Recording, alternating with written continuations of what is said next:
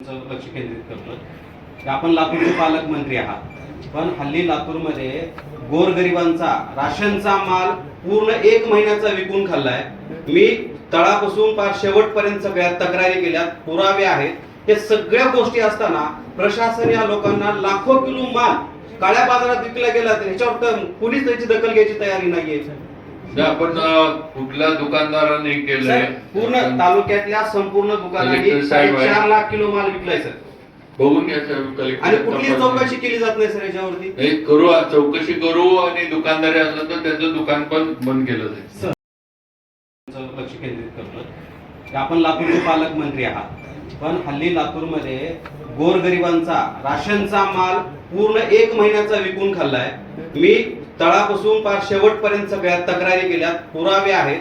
हे सगळ्या गोष्टी असताना प्रशासन या लोकांना लाखो किलो माल काळ्या बाजारात विकला गेला, त्याच्यावर तर कुणीच त्याची दखल घ्यायची तयारी नाहीये। आपण कुठल्या दुकानदाराने केलंय? पूर्ण तालुक्यातल्या संपूर्ण दुकानांनी 4 लाख किलो माल विकलाय सर।